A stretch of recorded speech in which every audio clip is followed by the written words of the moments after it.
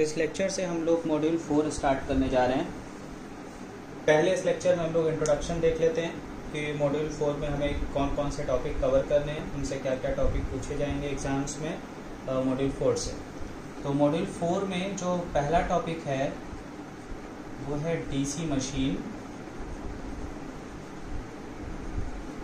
DC machine में आपसे DC generator एक टॉपिक है जो पूछा जाएगा। डीसी जनरेटर में आपसे पूछा जाएगा डीसी जनरेटर का वर्किंग प्रिंसिपल,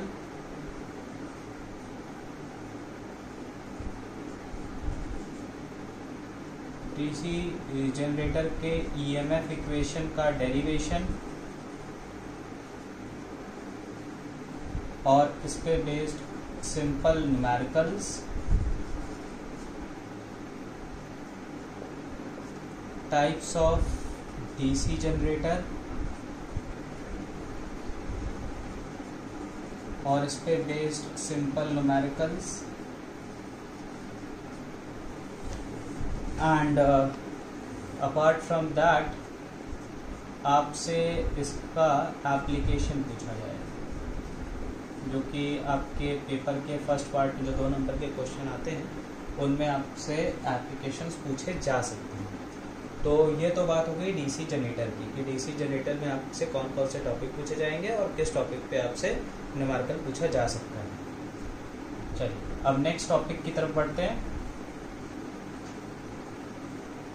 डीसी मशीन में जो नेक्स्ट टॉपिक है आपको पढ़ना है वो है डीसी मोटर। डीसी मोटर में भी आपको इसका सबसे पहले तो वर्किंग पढ़ना है, ये वर्क कैसे करती है। दूसरा बैक ईएमएफ क्या होता है डीसी मोटर के केस में, और इस पे बेस्ड सिंपल न्यूमेरिकल्स भी आपसे पूछे जा सकते हैं। एंड अपार्ट फ्रॉम दैट आपसे टॉर्क इक्वेशन डेराइव करवाई जा सकती है। टॉर्क इक्वेशन का डेरिवेशन आपसे पूछा जा सकता है और इस पे based numerical. And fourth types of DC motor, ये आपसे पूछा जा सकता है और इस पे भी न्यूमेरिकल। And fifth applications. ये चीज़ें आपको डीसी मोटर में पढ़नी है और इन तीन टॉपिक्स पे second, third and fourth in topics पे आपसे न्यूमेरिकल भी पूछे जा सकते हैं। न्यूमेरिकल जो है वो इजी पूछे जाते हैं फर्स्ट लेवल पे, बहुत डिफिकल्ट न्यूमेरिकल्स नहीं आते हैं। तो वो जब मैं न्यूमेरिकल वाला सेशन लूँगा तो उसमें मैं आपको न्यूमेरिकल्स बताऊंगा कि अभी तक सेमेस्टर्स में पिछले 3 साल के पेपर में किस तरह के न्यूमेरिकल पूछे गए।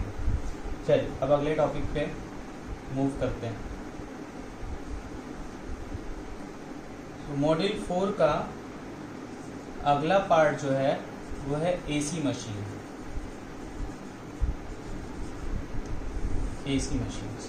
एसी मशीन्स में जो पहली मशीन आपको पढ़नी है वो है 3 phase induction motor. 3 phase induction motor, और इसमें आपको इसकी वर्किंग देखनी है, आपको इसका टाइप देखना है कितने टाइप की होती है, और इसमें आपको कंसेप्ट ऑफ स्लिप देखना है, कंसेप्ट ऑफ स्लिप, और इस पे based simple numericals. And after that torque slip characteristics. Torque slip characteristics, ये टॉपिक आपको इसमें पढ़ना है। और लास्ट में एप्लीकेशन। ये टॉपिक आपको देखना है 3 फेज इंडक्शन मोटर में, जिसमें न्यूमेरिकल आपको सिर्फ कंसेप्ट ऑफ स्लिप पे पूछे जाएंगे और आसान न्यूमेरिकल पूछे जाते हैं, बहुत ज़्यादा डिफिकल्ट न्यूमेरिकल नहीं पूछे जाते। और जहाँ तक रही टॉर्क स्लिप कैरेक्टरिस्टिक्स की बात, तो आपको डायरेक्टली टॉर्क स्लिप कैरेक्टरिस्टिक्स को पढ़ना है कि ये ड्रॉ कैसे होती हैं। आपके कोर्स में टॉर्क इक्वेशन का डेरिवेशन नहीं है, आपको 3 फेज इंडक्शन मोटर के टॉर्क के टॉपिक को डीप में नहीं पढ़ना है। बट मैं आपको जब टॉर्क स्लिप कैरेक्टरिस्टिक्स एक्सप्लेन करूंगा तो किस तरह से टॉर्क और स्लिप में रिलेशन हम स्टैब्लिश करेंगे, बिकॉज बिना उसको समझे आप कैरेक्टरिस्टिक्स नहीं समझ सकते, तो वो मैं डिस्कस ज़रूर करूँगा। तो फिलहाल ये बात हो गई 3 फेज इंडक्शन मोटर की। अब चलते हैं अगले टॉपिक पे।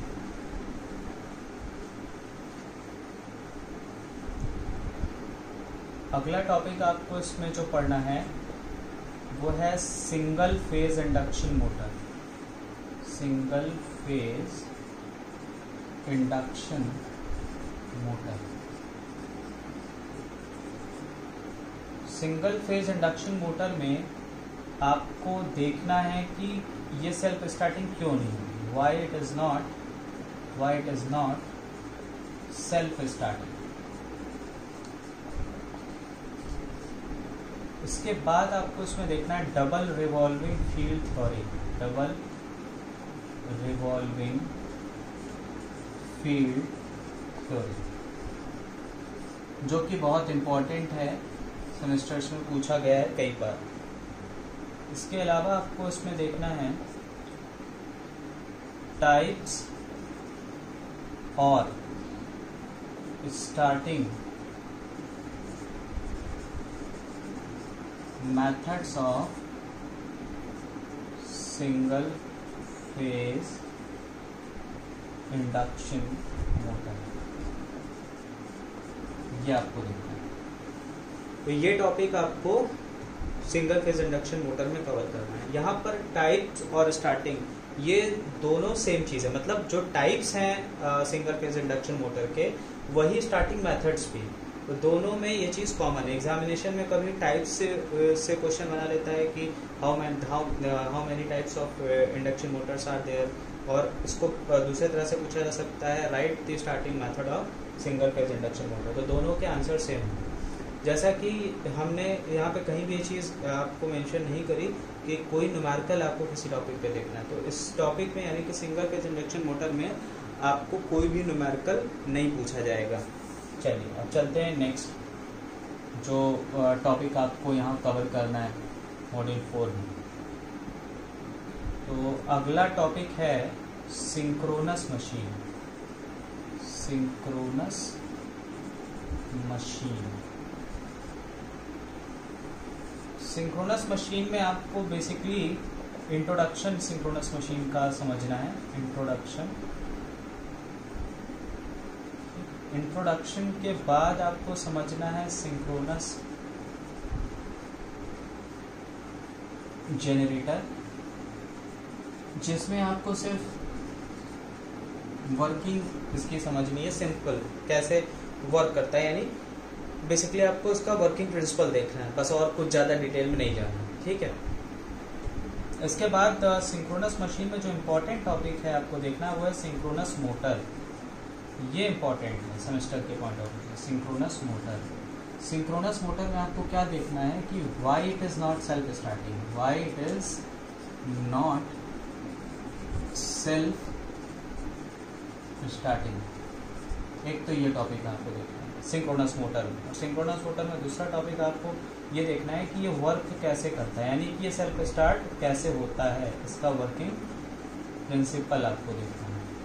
इसके अलावा आपको देखना है इसका एप्लीकेशन, जो कि बड़ा इम्पोर्टेंट है एप्लीकेशन, और स्टार्टिंग मेथड, क्योंकि अब पूछा जाने लगा है, एक बार 2 बार सेमेस्टर में आ चुका है, इस वजह से इसको भी हम लोग डिस्कस करेंगे। Starting methods of